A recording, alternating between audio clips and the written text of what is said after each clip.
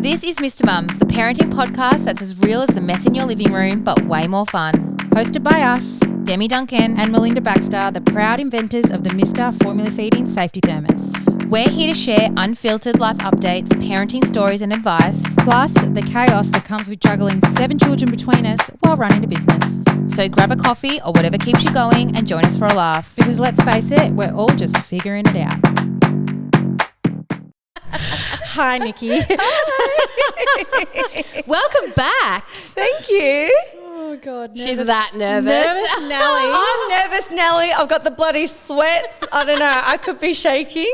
We're literally sitting in my house like casual as. Melinda and I look like we're wearing pajamas and Nikki's like the most glam person sitting next to us. I am wearing pajamas. I'd like to point that out, that I actively wear these pants to bed. But I was like, my bottom's not seen, so I don't care. Yeah. Well, look, to be fair, I was going to go casual. And then Mark's like, oh, no, you got to look professional. I was like, oh, all right. Probably the most unprofessional podcast on planet Earth. I was like, all right. It's a big fake tan, though. What one is it? Oh, yeah. Spray Oz. Oh, Spray Oz. Yeah, I left it on for 4 minutes. 4 hours. Oh, fuck. 4 hours. Yes. I'm like, oh, shit, do I need something that stays on I for was 4 like, minutes? a 4-minute tan. Good golly. All right, so why have we got you back on? Well, for those that today? don't know, Nikki has already been on our podcast before. Mm-hmm. We will make note of the episode number that Nikki was on in case you need to go back and listen, because that episode will flow into this episode. Mm-hmm. So kind of where we got up to in that episode, this is now an update, and I think we worked out it's about 2 years. Do you know what? It's actually 2 years to the day today since we did transfer. I know. I only jerried like a week or two ago, and I was like, shit, it's the 11th. Wow. And we did transfer this day on the 11th 2 years ago already. Yeah. Wow. That's crazy. And it's Wild. the number 11. Yes. The number 11. It's like Yeah. Probably a stalks good. Demi and I. Yeah, it's a good Yeah. angel number. Someone said that because I didn't know what it was meant. And Yeah. Angel numbers. So we're going to go back to, again, we spoke in the last episode about you had a surrogate, you were starting everything, you'd already gone through so much, and we're heading into transfer. Yes. Take it away. Well, to be honest with you, this isn't the update I thought I would be sharing. I honestly thought we would have been,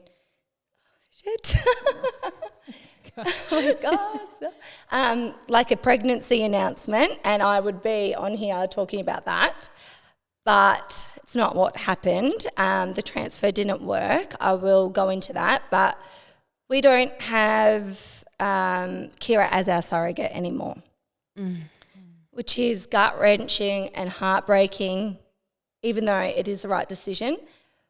But I'll take you back through the journey of the last 2 years from transfer to now. Okay. And I'll talk about everything that went down. So 11th of September, we did transfer. But before that, actually, Kira flew down on the 1st of September. On the 2nd of September, Yeah, we had Catwalk for Cancer. Catwalk for Cancer. So you guys hosted, and I was a guest speaker. And Kira was there. You met her, and that was so special. And honestly, I really thought like everything was just like falling into line, like divine timing, like everything was like flowing beautifully, like a dream. So Kira was down for about 11 days, and that was doing blood tests, ultrasounds, like doctor's appointments, hormone injections, and then, we did transfer this day 2 years ago. So we did transfer, then Kira flew home the next day, and then, so obviously then you do the 12-day wait, and then after 12 days you do a pregnancy test to see if she's pregnant or not. And that was actually going to be on my birthday on the 22nd. So I was like, holy shit, like this is all falling into line. Like how amazing. Like we're going to get the best news on my birthday. Anyway. What was the 12 days like? To be honest with you, I was on cloud 9. Yeah, okay. I was like, it's happening. There was just, like in my mind, it couldn't not happen because of the divine timing and everything flowing beautifully and all my signs and all that kind of stuff. And I just felt like this is our time. So I was on cloud 9 and I'm like, yeah, it's not going to work. I didn't really hear too much from Kira in that 12-day wait. A little bit, like a few messages here and there. I spoke to her the day after my birthday. That's when they got results, because the results were a bit behind because she's from Geraldton in WA. So it was a bit of a hold up there. And so, yeah, the 23rd of September was when Kira called me and told me the transfer didn't work. And it was just awful. Like, in my mind, yes, I do know realistically you've got a 50% chance of it working and not working. But it not working just wasn't, I just didn't see it coming. I'm like, how can it not work? Like, this is our time, like. So that was just horrendous. And I can remember, like, I could hardly speak to Kira. Like, I was like hyperventilating, crying. And I said to her, I said, oh my God, I said, I love you. You've done nothing wrong. You did amazing. But I've got to go. So I've got to go. I just couldn't talk, and it was rough. And then maybe like 10 minutes later, Mark came home. And like, I couldn't even stand up. He had to hold me up. And in that moment, like, he's never seen me like that before. I've never been like that before. Like, I've been through hard times and stuff, but that just really cut deep, and I was so shocked. And he was a positive one, which was so good, like, because normally, like, I'm like the positive one and da-da-da-da-da, and he's like, you know, it'll work. We just got to keep going. We just got to keep going, honey. And then he spoke about the cell woods. He's like, look at the cell woods. They just kept going. And he's like, we just got to keep going till it works. So anyway, that day was like horrendous. Couldn't stop crying. Then the next day, I think it could have been on a Sunday, maybe. I can't really remember. But Mark's like, do you want to go for a walk? I was like, yeah, let's go for a walk. So we took Bambi down to the Esplanade. And Mark wanted to go right, and then Bambi was kind of pulling left. And I was like, oh, actually, yeah, let's go the way Bambi wants to go, because we wanted to get a coffee and go for a walk, and there was Salty Dog Cafe down there. I was like, oh, yeah, they've got vanilla for my lattes, because I'm a sicko. Anyway, to get to Salty Dog, we walked past, you know, that big playground on the Esplanade in Torquay. So I think it could have been school holidays. Anyway, I don't get triggered out by pregnant women, prams, babies, families. Like, that stuff makes me happy, because I'm like, oh, that will be us one day. And then I can remember, like, we walked past the playground, and it hurt so much. Obviously, the day before, we just got, like, the worst news of our life. So it was, like, I was already upset. Anyway, that just cut deep. There was, like, 50 people there. There was families, pregnant women, prams, babies. Like, I'm like, that's everything that we want, and feels like so hard to get to. And then Mark, I had sunglasses on, but Mark turned around and just saw the tears streaming down my face, and I was like hyperventilating. And he's like, oh, fuck, dude, like, do you want to go home? I was like, no, like, let's keep walking. So I kept walking. I pulled my shit together. We got a coffee, kept walking. Anyway, I saw this lady recognised me before I recognised who she was. And it was this girl that I used to work with, but I haven't flown with her for well over 10 years. And she's like, oh my God, Nikki. I was like, oh my God, I haven't seen you for years. And obviously, because we posted about our, you know, fertility journey, she's like, oh, I can't wait to hear the happy news. And I was like, oh, actually, no, we just, yeah. She's like, But like, to be fair, everyone thought it was going to work. Do you know what I mean? And I was like, oh shit, you know, we just found out yesterday that it didn't work. And she's like, oh well, next time. And I was kind of a bit taken back, like, it's all right for you to say you've got 3 fucking kids, mate. But then I was like, well, she kind of is right. Yeah, next time. Like, so it did. Like, you are right. Anyway, our non-negotiable girl's name, which I won't say it. I only know 2 people with this girl's name, right? Her daughter was that name. Bullshit. No. And actually, let me take you back. Before transfer, my signs were on steroids, yeah, and they were so relevant to me, like so personal. Like they were on steroids, and like honestly, they were my lifeline. They got me excited. They got me through. They got me, you know, they made me believe and just keep going and trust the process. Anyway, so after the transfer didn't work, I was like, fuck the angels, fuck the universe, fuck my signs.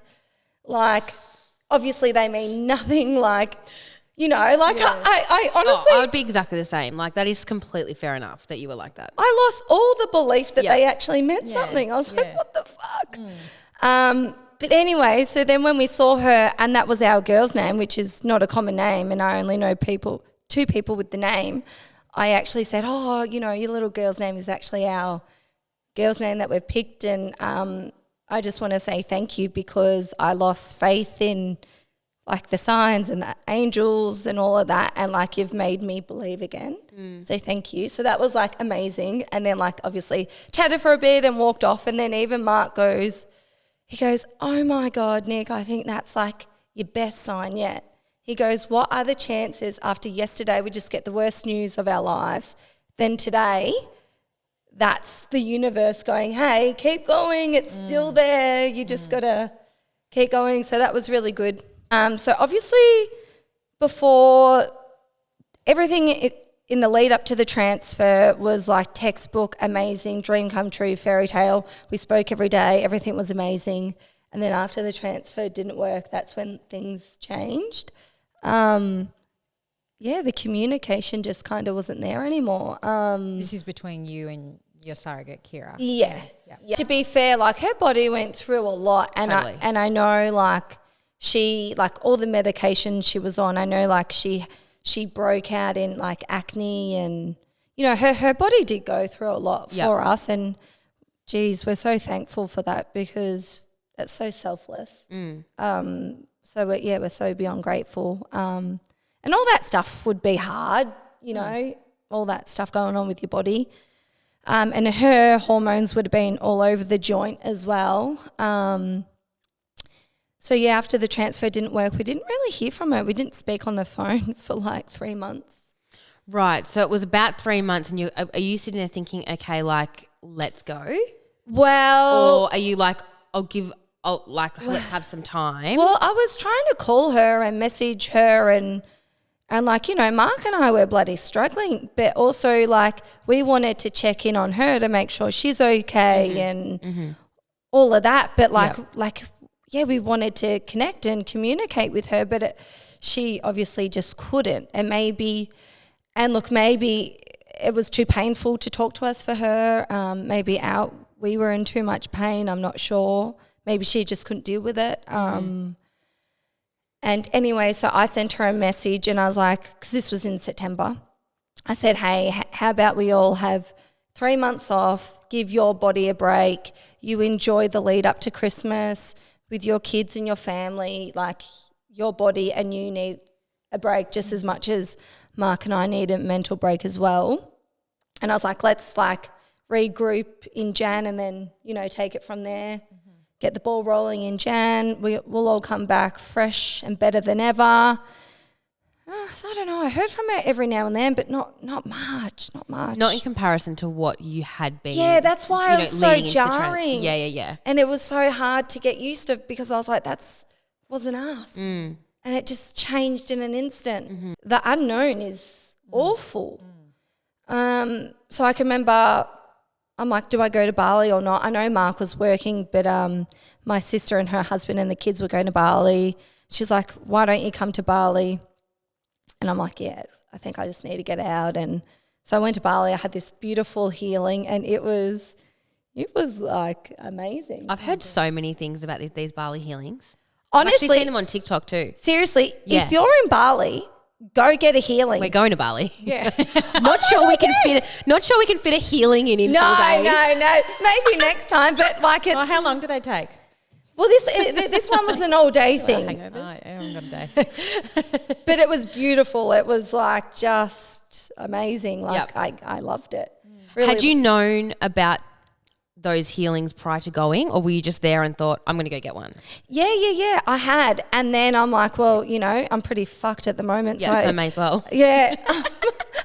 It's not funny. I fucking need some help here, mate. And like, cleanse me, fix me, and also that stuff resonates with me. I love all the holistic healing. Yep. That's what gets me through. Yep. And so like that really helped me, made me believe and, cleanse my soul. Mm-hmm. So I did all that. And then actually towards the end of the year, Kira and Alex got engaged. I think they got engaged at like the 29th of December, which is awesome because like she was waiting 10 years to get engaged. Oh. So well worth the wait. So that was so exciting for them. But I didn't speak to her until New Year's Day because I can remember I was severely hungover.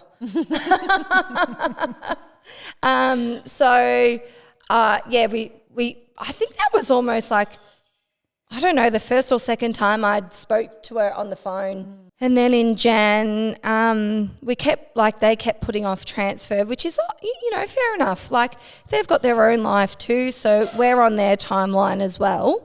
All right. Today I'm stopping the pod because I genuinely need to talk about my happy place. What is it? Upstate Studios. I knew you were going to say that. We've both been going for years. Yeah. And I would say that I think it's the versatility of all the different class types that keeps us wanting to go back. Yeah, absolutely. And also it's just fun. I think what's the most important thing is that there is something for absolutely everybody. There's boxing, hot Pilates, yoga, sound bath, meditation, reformer. I'm obsessed with boxing. I love boxing. When I explain to people that I love the boxing, they're like, oh, I don't really like boxing and partner work. And I'm like, no, it's not that type of boxing. No. I'm like, it's all just this sequence that you just follow, but it's to the beat of the music and it's just fun and I don't know, you just get a big ooh. So here's the best part. Because of our love for Upstate, they are giving our listeners a discount. 30 days of unlimited classes for $29. There's 12 studios around Victoria, so I'm sure that you'll find one near you. And Geelong Matt's studio just had a full-blown glow-up. Upstate is your one-stop shop. Yeah, literally they even offer courses on becoming a Pilates instructor, so you can become an instructor at Upstate. And they also have international retreats. In our show notes, I've popped a link, so follow that through. Mm-hmm. And then use code MR at checkout to get your $29 pass for unlimited classes. See you in class. Kira had her 30th in March, so we put off transfer so she could have her 30th birthday party. So I flew over for that. That was super fun. Then we put transfer off again until April so they could have their engagement party. So Mark and I flew over for that. And we were all What's the communication like at this stage? Not the same, but not bad? it was okay. Yeah, okay. I guess it was okay. Still talking about transfers happening, still talking positively about everything. It's okay, let's have they'll have their 30th birthday party, engagement party, and then after that, and then we can do transfer. Mm-hmm. So we were more than happy with that. We're yeah, great. And so then at this point, after their engagement, we'd been waiting 7 months since we'd done transfer. So 7 months has just gone like that. Then I got a message. Also that's what I had to say. After the transfer didn't work, basically straight away, Kira got a full-time job. So beforehand, she didn't really work and she worked from home. But then she got a full-time job. So that was, and I get it. Of course, she needs to work. You got a family you got to provide for. But that just made the communication even harder. And also with the time difference as well. And then about the 29th of April, Kira messaged me saying that should be ready to do transfer in June. I'm getting my dates mixed up here because it's all quite a blur, but I can remember I had a breakdown. Maybe it was April sometime, and I think that was after their engagement party and maybe not knowing when we were going to do transfer or where we stood. And probably not trusting it. And not trusting it, like, come on, it's been 7 months already. And yeah, I had a massive breakdown. It was like horrendous. I mean, again, probably needed to happen. Yeah, I didn't go to work for 12 days. I couldn't eat, couldn't sleep. I was having panic attacks, and that's not like me. No. And I think, you know, maybe it all stemmed from, like, is this going to eventuate to another transfer or... So, yeah, and then I think she sent a message saying would be ready for transfer in June. And then I can remember 9th of June came, I was calling her and she was doing assessments for work. And then 11th of June, like, we hadn't spoken for 3 weeks at this point, and I think I was starting to stress because I was like, oh, we've got to get all our ducks in a row and get organised for transfer, da-da-da-da-da. And then I think that there was a bit of a communication breakdown there, like we weren't hearing from her, and I was like, look, just let Mark and I, just let us know where we stand. Like, do you still want to be our surrogate or not? She's like, well, if she sent in a message, if I didn't want to be your surrogate, I would have let you know. Then we hadn't heard from her that month where we were meant to do transfer. Another 10 days passed. Mark and I got counselling separately. Like, Mark and I got counselling. I offered for us to do counselling together. I don't think she wanted to do that. And then I think she got counselling from our private midwife doula. Then we're in August now. We still hadn't spoken on the phone much. And then they bought a house in August and they were planning their wedding at the same time as well. So she's like, plenty of time to have a baby in that time. Anyway, so then, like, obviously we've had communications breakdown, and then in October I flew over to see Kira. We went to a concert together, and that was actually really good to reconnect, to have fun other than doctors and appointments and all the surrogacy stuff. So that was like really good. And then obviously we're talking about when we're going to do transfer again, and obviously we're on their timeline, and, you know, as we should be, like, she's got a family and a life, and obviously we need her to have a baby. I respect you saying we're on their terms and we're on their timeline, they're doing this amazing thing for us. Absolutely. But also, stop fucking around. Like, oh, fucking oath. I agree. But we are at the mercy of someone else. Like, she's holding our dream. Like, and it's not as easy to go, well, we need to fucking do it now. Yeah, like, or like, fuck you, we're going away. I'm just going to get the next person. That's like I get it, but like, whoa. Yeah, oh, correct. I'm in complete agreement with you as well. But then I'm like the other side of me, I'm in agreement with you. But then I was like, you know, we've got to be respectful of their life and their timeline as well. So then we're like, right, well, when are we going to do transfer again? She goes, oh, how about we do it over like December, January, because she'll have 6 weeks off work. I was like, yep, beautiful, great, no worries. Okay, so for reference, we're now at the end of 2024, start of 2025. We're just a solid year behind. A year behind deep. scheduled. Yeah. So we're a year deep in. Yeah, okay. No, more than a year, sorry. Yes, but this time we're just talking about her saying it is the Christmas, like at the start of 2025? Yes. Just for reference of where we're at. Yes. Yep. So then I was like, right. So the 25th of November, because I think they wanted to do transfer in the first 2 weeks of January or something. I was like, yeah, perfect. So I contacted the fertility clinic 25th of November to get all our ducks in a row and get things moving. Because it had been well over a year since transfer, we had to have counselling again. Counselling again.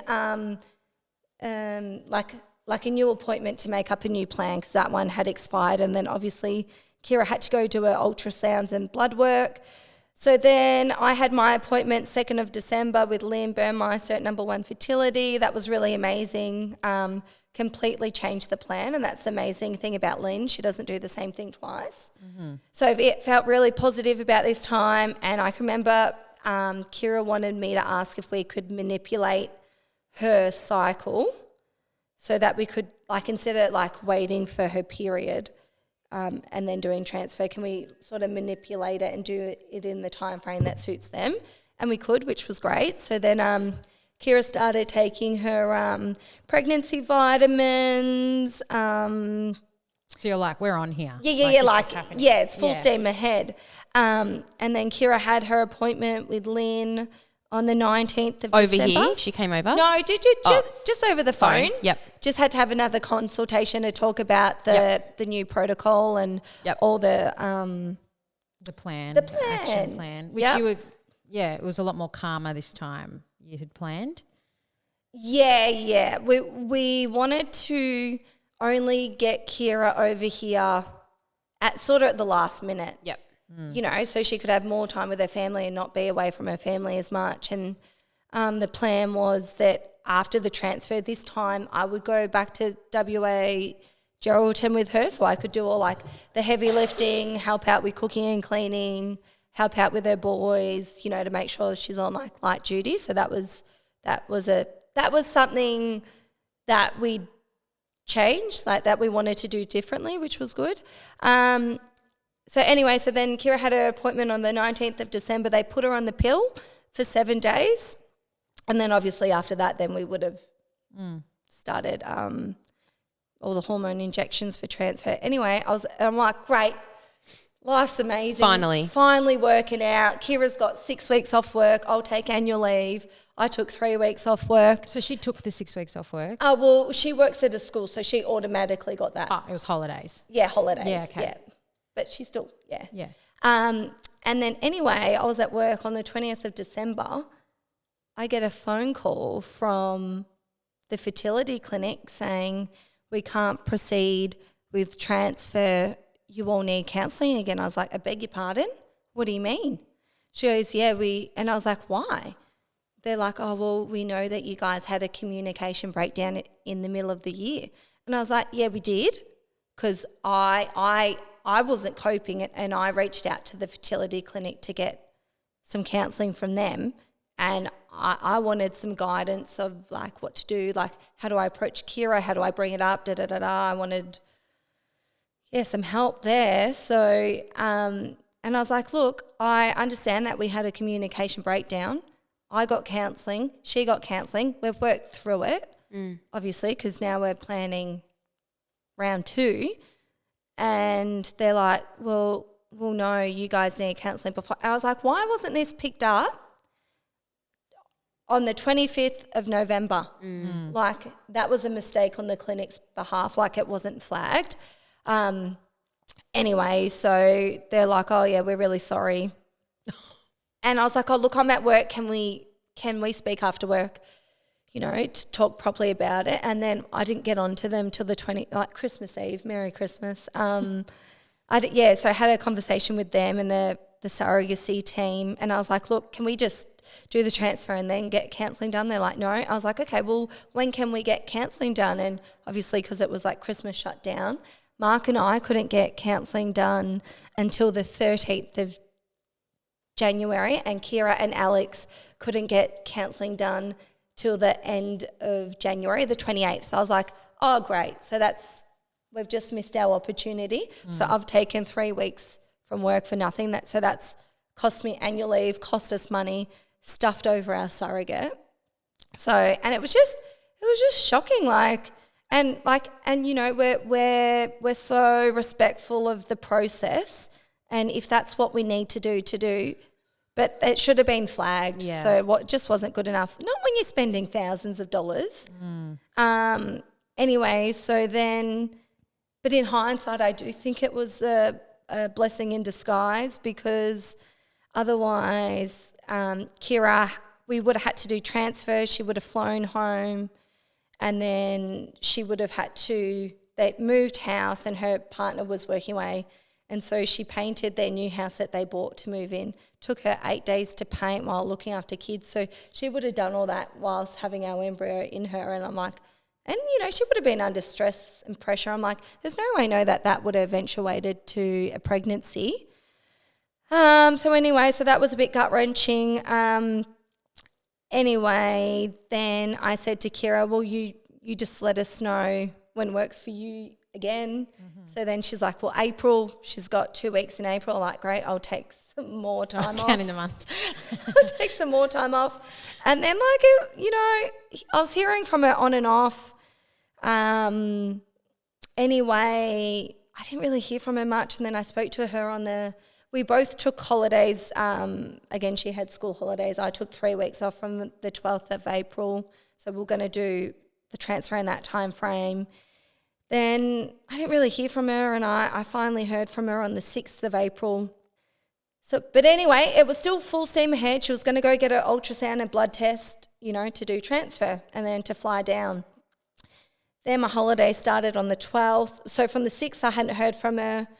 I'm trying to call, messaging, nothing. I'm like, have you got your ultrasound done? Have you got your blood test done? Nothing. Then I called the clinic. Have you got any of Kira's results? They're like, no. And I was like, oh, fuck. Anyway, then my holiday started on the 12th, and I'm freaking out because I'm like, we don't have a plan. We're meant to be doing transfer like somewhere now. Like, what?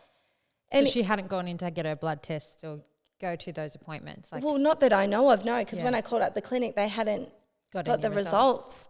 And so it got to the 14th of April, and I'm trying to call her like constantly, no answer. And then I get a text message from her saying, hey, I'm sorry, I've had a rough week. The doctors are investigating a few things, none of which are good. My doctors have advised me not to do transfer as it would be a risk to my health and your last embryo. Obviously, we were devastated. And then I had 3 weeks off that I took for transfer. They went to waste again. And like that 3 weeks was fucking hell because she wouldn't answer my phone calls. We had no information. And, you know, I'm trying to be respectful, but trying to get some answers for Mark and I as well. And I'm like, okay, so what specialists are you going to? What do they think is wrong with you? I'm trying to gather information here because you are our surrogate, and I think we are entitled to some information in regards to your health. Anyway, we got nothing. I reckon I got 2 or 3 text messages from her in 3 weeks. Didn't answer my phone calls. She wasn't ready to talk on the phone. And I can remember talking to you and Hanny. I was like, what do I do? Like, we need to know what's going on. And I was like, at this point, like, am I going to rock up to her doorstep to try and get some answers here?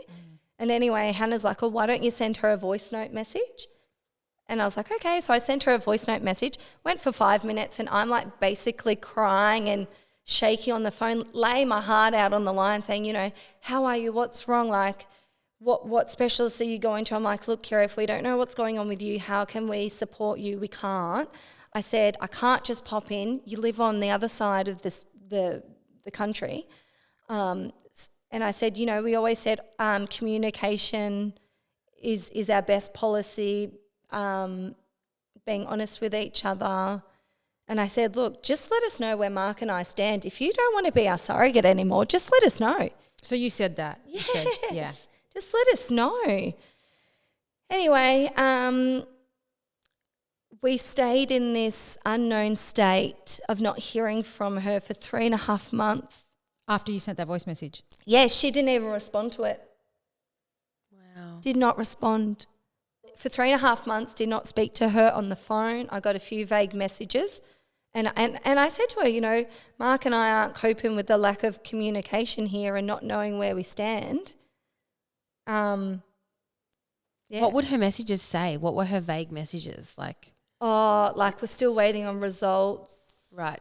I hope you don't think I'm ignoring you, but I'm like, well, you are. Yeah. You are ignoring me. You're giving me no information. And Mark called Alex and said, oh, hey, mate, Her how's husband. Kira? Yeah. Yeah, and said, you know, how's Kira? Like, is she all right? And, yeah, mate, dunno, we're getting a few tests. That's were his exact words, yeah, mate, dunno. And Mark's like, oh, is it something Nicole and her need to have a conversation about? And And Mark said to him point blank too, look, guys, if you don't want to be our surrogate anymore. No, Mark goes, do you still want to do this anymore or what? And he's like, yeah. And he's like, yeah, because if you change your mind, you just need to let us know. It's like, no, she still wants to, right? Anyway, then for 3.5 months, we were in this state of not knowing. It was torture. It was heartbreaking. Formula feeding doesn't have to be hard. Meet the Mr. Bottle, a 750ml high-quality thermos with an inbuilt thermometer and safety light system designed by parents for parents. Mr. has completely removed the stress for you and makes formula feeding safe and convenient. Trusted by over 30,000 parents, Mr. ensures your baby's formula is at a safe temperature for 12 hours. Ready to make feeding time a breeze? Visit www.mr.com.au or on Instagram at Mr_babythermos. And then I was like, I can remember we went out for dinner on the Thursday night with you and Hannah, and we were talking about it, and I just had a breakdown. I was like, you invest so much time, effort and money into this process, which is 4 years of building that relationship, and to find one is so hard. Like, how are we going to find another one? And I think I was just holding on so tight, even though it probably wasn't right. Anyway, so then the next day after that, remember at dinner I was hyperventilating? Yeah, I know, yeah. And crying, and that was a good cry. I needed that. I know. You said that at the time too. I think you did. Like, it was a good release. And I think Hannah and I were just asking you like really like point blank questions. We were kind of like, we didn't sugarcoat anything. We're like, what are you doing? Yeah. Like, and look at it. Actually, like, what are you doing? What? Like, this needs to stop now, basically. And that's what I needed. I needed you girls to be so straight with me and tell me how it was. They're like, this isn't good. Anyway, so then the next day I tried to call her because I was like, enough is enough. Like, we ain't getting any younger, and we just want this shit to either end or just, we just want answers, basically. So I called her. She didn't answer, but then I got like a long text message, and basically I won't disclose her health conditions that she said in it, but I basically got instantly this big message of just how bad her life is and how bad all these health issues are. So anyway, the next day I was like, this needs to end. So I'll read the message that I sent. Hi, Kira and Alex. First and foremost, Mark and I want to express how incredibly grateful for everything you and your family have done for us so far. The dedication you have both shown throughout this 4-year journey means the absolute world to us. We can't begin to express how much we appreciate your time, effort and sacrifice you have both made for us. It certainly has not been an easy one, and none of us expected to still be here 4 years on. It's not lost on us how incredibly grateful we both are for giving Mark and I this opportunity.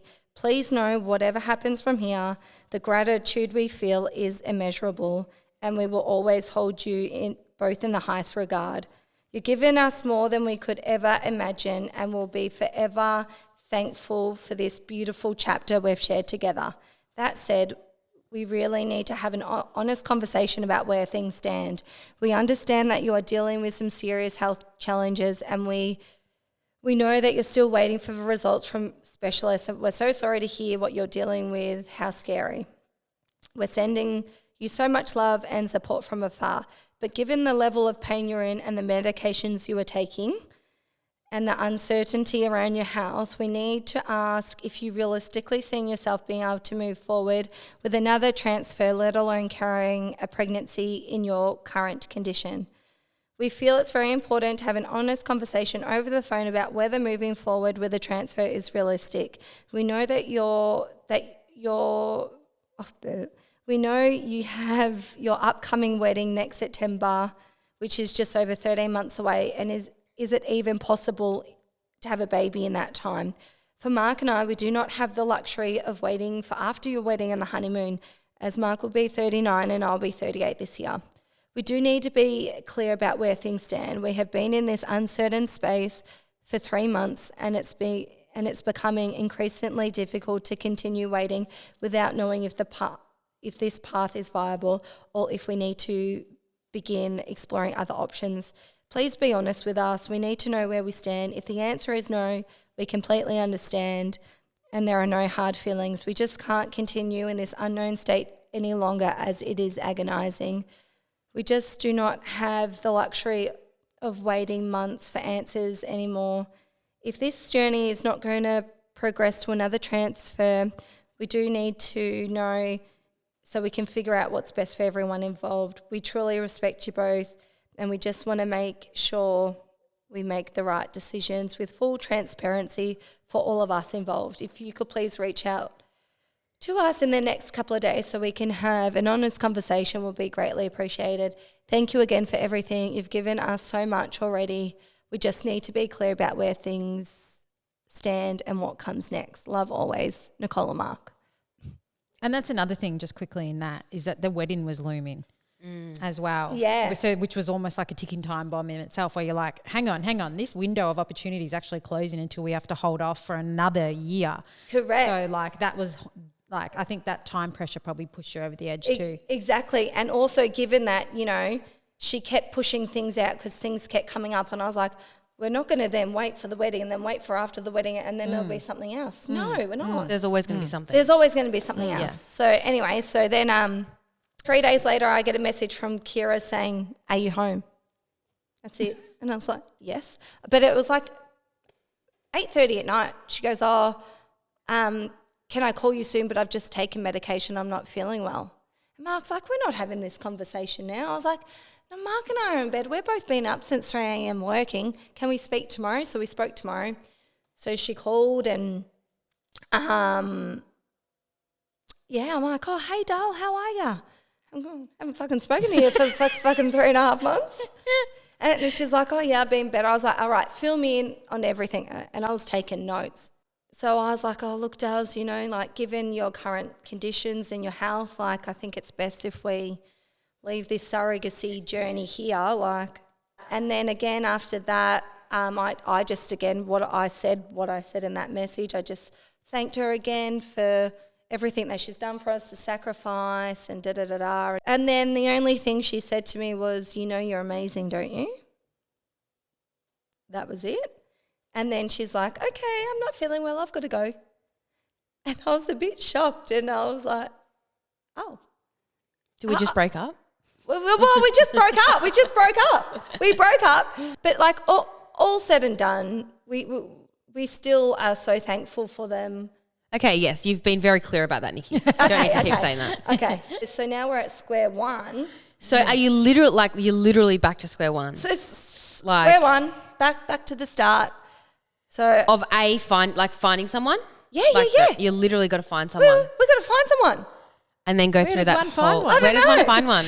Does anyone know of a surrogate? I wish that Shani had heard your story. I know. You know, did you listen to the podcast that Shani was a surrogate? I don't think so. Did I? We had a girl named Shani come on here, and she was a surrogate to someone that she heard of story of a story. And she just DM'd some girl and was like, I'll be a surrogate. Oh, good Lord. We need her. We need someone like her. I know. And she's like, she did it. And anyway, cut a long story short, I'm like, why couldn't you hear Nikki's story and then message DM Nikki? Yeah. She gave us a lasagna after the podcast. Oh, so I was just like, love you. Oh. No, but like, people I love that. you for the wine. I love did you more bring for the that? Oh, yeah. I bought you a bottle of Zoncello. Mel's like lasagna. I'm like the limoncello. Yeah. No, I love limoncello. Okay, good. I was like, yeah. No, why would you bring us up? I said that. No, because thanks for having me on. Thanks for giving up your time. You were also busy. I'm like, it's our podcast, Nikki. Yeah, You're giving up your time. It's still your time. It's still your time. You're silly. Anyway, this is an ad. It's not an ad. It's a call out. We need a surrogate. Yeah. Mm-hmm. Who wants to be our next surrogate? Does anyone know anyone that knows anyone? DM Nikki. Who's got or us, whatever. Who's got a stunning womb we can borrow? Who wants to come there has on to be this someone next out journey? there like, and I've spoken to you and Mel and said, I'm like, it fucking needs to be better here in Australia. Like, why can't it be a business transaction? Yeah, seriously, it'd be so much easier. It just would be so much straightforward. Yeah. It's a business transaction. Correct. Yeah. Someone makes money from it. Yeah. Someone gets their dream. Oh, you both get what you want. You both get what you want. Yeah. Like when we had Mitch and Ewan on, a gay couple, they went to, where'd they go? Cambodia. Oh, I think I listened to that one. Not Yeah. Cambodia. They went to It was Colombia. Yeah, Colombia. Yeah. That's what I meant to say, not Cambodia. Close. I start with C. Sorry. And they were just saying how like that what they paid for this woman to do it could put her kids through school. Yeah. Yeah. Like that's what that woman needed, and she was able to do it. Like, Yeah. it can't be like that here. Yeah. And I think someone said, well, we'll go to America. And I was like, well, we have one precious embryo left. So there's a lot riding on this last one. I don't feel comfortable shipping it halfway across the world. Like how? No. And also I hope we don't have to get there. I mean, Perth was hard enough. I just want someone within the country at least. Yeah. I know beggars can't be choosers, and I know it's a hard thing to come across and then to do for somebody. But, yeah. Let's talk about the aftermath of you finding out, like going after like no surrogate now. Yes. How are you going? Oh, look, it's been rough. Yeah. Even though Mark and I both know it's the right decision. Yep. Absolutely 1,000% the right decision. Yep. But again, it's a bit soul crushing and a bit like, oh, how do we do this again? Because you're like, how? Well, this is like 13 years of doing this shit, of like constantly showing up and like, you know, falling down 7 times, standing up 8, and you're like, I don't know if I can stand up anymore. Yeah. Like it's so hard. Yeah. So hard. And I think I said to someone, just be easier if we didn't want kids. Like, but we do. Yeah. And I mean, you know, I guess everything in life is worth fighting for, and this is worth fighting for. Absolutely. And we won't stop until we get to the other side and find a new surrogate and have our baby or babies. What are you going to do to stay positive? Oh, gee whiz. Are we back with our signs? Are we back with our angels? Oh, my God, yes. Yep, okay, good. Oh, We're back. mate, the angels and me signs are all around me. And Yep. apologies, angels, and everyone for telling them to get fucked. But we're back on, baby. We're fucking back on. No, like, yeah, my signs are fucking ridiculous. Can I just tell you one sign? Like, this one day. So I was driving to work. It wasn't that long ago, and I hadn't prayed to the angels for ages. And I was like, please, angels, please show us signs and da-da-da. And I said, please show us the girl's name, right? Like so. Anyway, I got to work, and then one of our failed to board passengers was that name over the Bullshit. speaker. I was like, oh my God. And then that day, then I'm driving home from work, I look over, and then there's like a twin turbo car that like drove past me. Then of course I saw like all the angel signs. Then it rained, and then I saw a rainbow, and then I had to go to Hannah's house to drop off Jara's first birthday present. And again, I saw another twin turbo, and then as I was driving into her street, this car coming towards me, their number plate was IVF. So like that's all just in one day. Yeah. Like so, they're constant. Like we're back on. You're back on. We're back on, baby. Yeah, we're back on.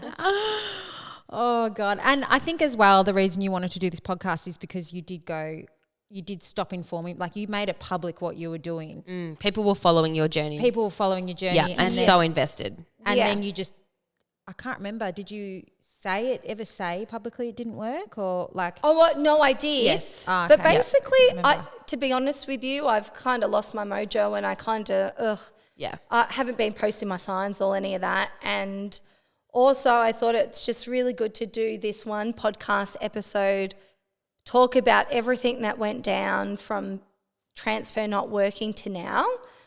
So if people want to know what went down, listen to this. If you don't, I don't care, don't listen. But like that way I don't have to rehash it like 1,000 times, or me talking about it myself on my story or something. Like this is like one and done. Do you think you'll get back online and show up now like in just Nikki way, like your signs, talking about like we're looking for a surrogate or anything like that? I mean, or are you just I'll like, try. I'm done? I don't know. No pressure.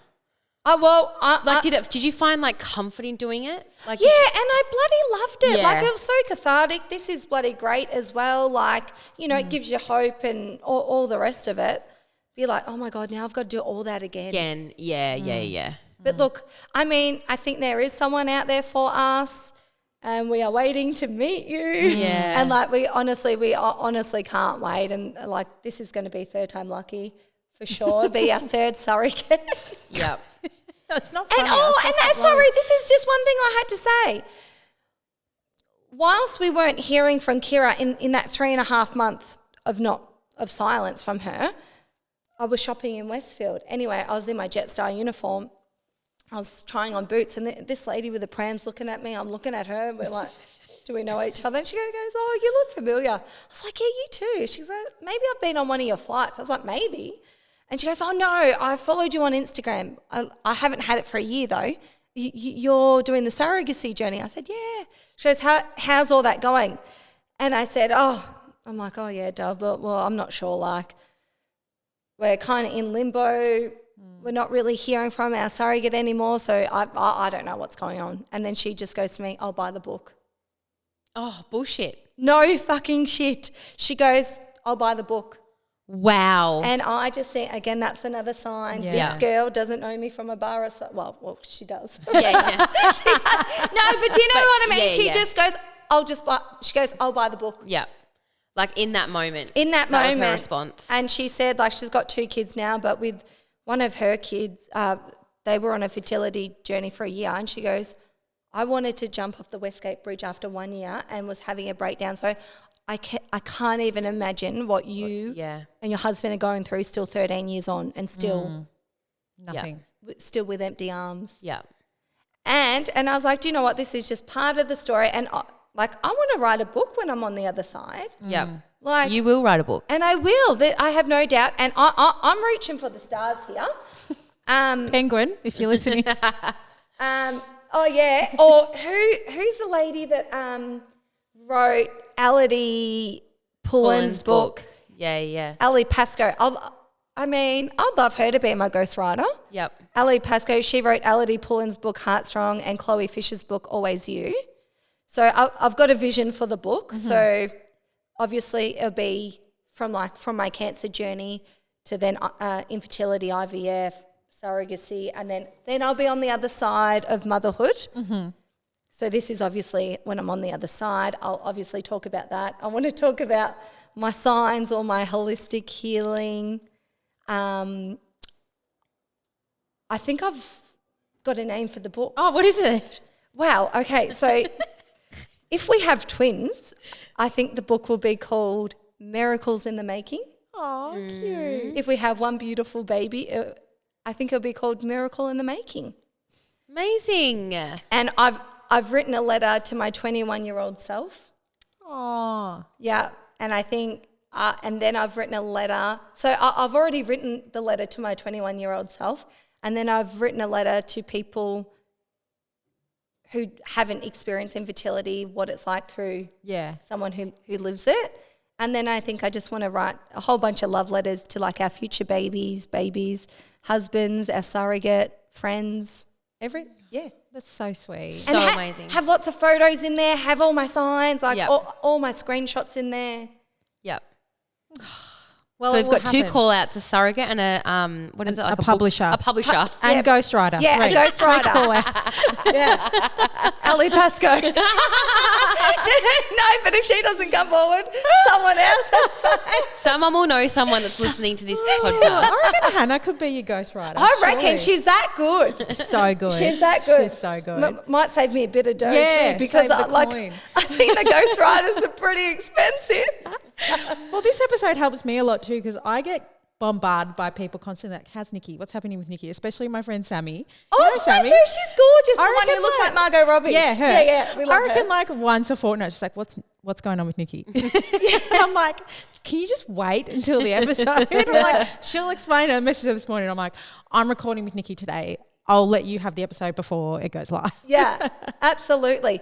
And this is one other thing that I want to add. I had it in my notes. And I thought, maybe I'll bring it up. So obviously when we weren't hearing from Kira in that time, I caught up with some friends, Aggie, Tangela and Nuria. So we all went out for drinks. We were having a great time. And then Hannah was at a Mother's Day lunch thing. through a school like that, through Bridget's school. She was a +1. But anyway. Is this my one?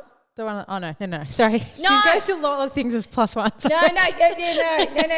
No, this is a different one. So anyway, so we gate crashed this lady's Mother's Day.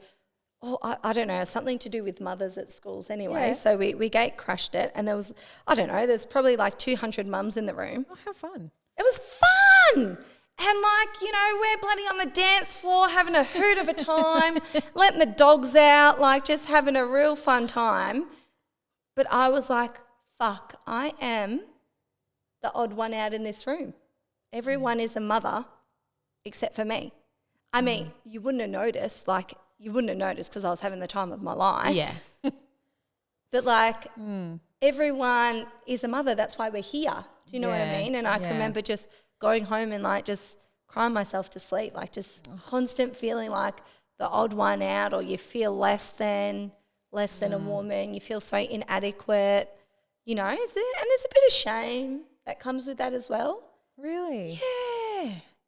Yeah, there is. I would never think that. Like, shame would be attached to it. Shame, you know what I mean? And like, you know, like I've said before, like how I feel like my body's broken and I can't do the one thing that you're meant to do as a woman is get pregnant and carry children. And I can remember I got a reading done and she's like, you will be a mother, but I see you needing help, IVF and surrogacy. And she goes, you need to have more respect for your body. She goes, and I was like, yeah. I said, look, you know, I mean, I can't carry children. I don't know if I'm ever going to be okay with that. I mean, I try really fucking hard.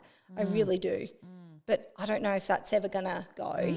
And she goes, your body's doing what it's meant to do.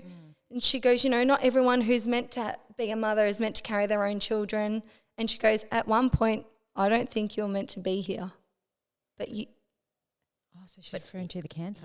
Yeah. She goes, you weren't meant to... basically, you weren't meant to survive. But you did. So your body got you through that. And she goes, and your body is doing exactly what it's meant to do. You are here living. I'm like, oh, fuck. She's right. Yeah. You're like focusing on the one thing your body can't do. But what about what it's doing now? And what it went through and what it got through. Yeah. Correct. And I was like, yeah, you're fucking right. Yeah. How do you feel about your body now? Good. I mean, good. I'm so grateful that I'm like alive and I've got all my limbs. But yeah, I mean, that's a tough pill to swallow. But I think I'm getting better as I go on. And I mean, hopefully, again, maybe once I'm on the other side of this and we do get a baby through someone else's womb, it'd be a distant memory because You've got your baby. Your new life will begin. Yeah. Well, correct, yeah. This will be a past life. Yeah. Yeah. So look, exciting things to happen and we're going to get there. We are. Now, did you have a quote? Oh, yes. Because we finished the last one with some quotes. Yes. So. And these quotes help you get you through when you read them. And yeah. So I did quotes last time. And so I thought I'll tailor these to your journey now. Right now. Yeah. Because last time you were in a bit more of a positive position. Correct. And plus I've already said all my favourite ones. So we thought. Well, so we thought. But you weren't. But like in saying that, you know, obstacles are a detour in the right direction. So let's just go. Okay, so what would be one piece of advice you would give someone going through a hard time? Go through it, write through it, feel it. Oh my God, Nicole.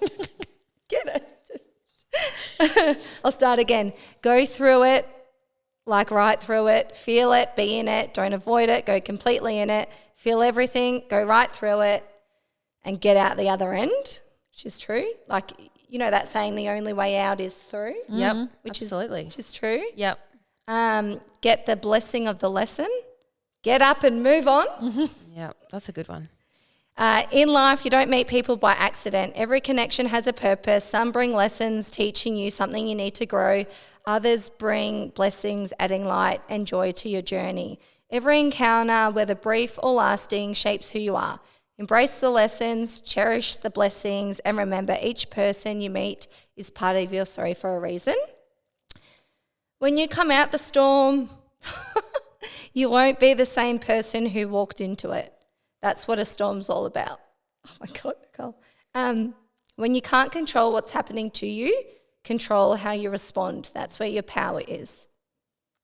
Every exit is an entry somewhere else. Am I getting so emotional? These are moving quotes. Of course you're going to cry. They're quite moving.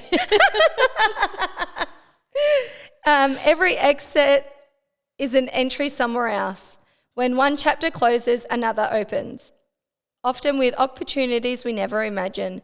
An ending isn't always a loss, but a doorway to new beginnings. It's in these moments of transition that we grow, discover new paths, new people, and new experiences. Sometimes what feels like the end is just the beginning of something greater. Trust the process, because every exit brings with it a chance to step into the future full of possibilities and promise. There are times in life when doors close, opportunities pass, people walk out. It can feel disappointing, even painful. When God closes the door, it's not rejection, it's redirection. Love it. Yeah. God probably thinks you're a cat because you're just like, this bitch has got 9 lives. like knocking you down and you're like, woo, I'm back up again. You remind me of one of those, you know, those like inflatable people on top of like a thing. Just like, I'm up. And then they're like this. Oh, good Lord. Oh, God, no one could say that. But you know those inflatable men. Yeah. I know exactly. Well, thank you for coming on and Yes, thank you for the sharing time. and getting everything out. And I hope it feels was good. cleansing for you. And also, like, I was just so, and I mean, like, I had those 2 months of not knowing we had Kira anymore. Like, so I had that, we had that 2 months. But I was so ready to get this out into the universe and for everyone to know what went down, and we're back at square one again. And it was, I was looking forward to it, talking Getting about this on a deeper level. You did it. Well done. I did it. Thank you so much. That's a wrap on another Mr. Mum's ep. If you find yourself with a spare 2 seconds, we'd really appreciate a rating or a review to help new listeners find our podcast.